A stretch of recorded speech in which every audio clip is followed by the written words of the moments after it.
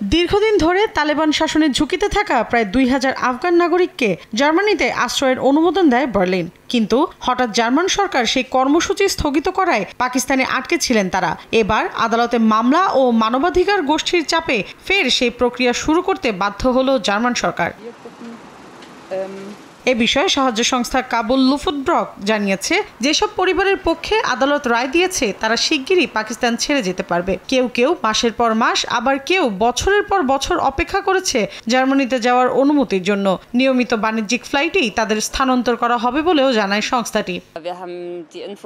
আমরা শুধুমাত্র তথ্য পেয়েছি। পররাষ্ট্র দপ্তর আইনজীবীদের সঙ্গে যোগাযোগ করেছিল।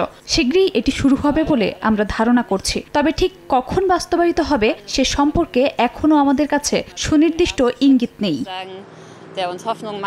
তবে জার্মান স্বরাষ্ট্র মন্ত্রণালয় বলছে, শুধুমাত্র আগে থেকেই অনুমোদনপ্রাপ্ত আফগান নাগরিকরাই যাচাই বাছাইয়ের পর প্রবেশাধিকার পাবেন। প্রত্যেককে আলাদাভাবে কেস পর্যালোচনার মধ্য দিয়ে যেতে হবে। পাশাপাশি পাকিস্তান সরকারের কাছ থেকে এক্সিট পারমিট নিশ্চিত করাও বাধ্যতামূলক বলে জানা গেছে।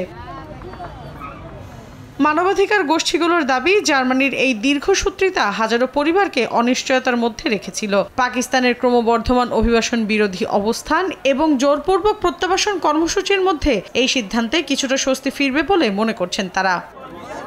মৌসুমীর সাথী, সময় সংবাদ।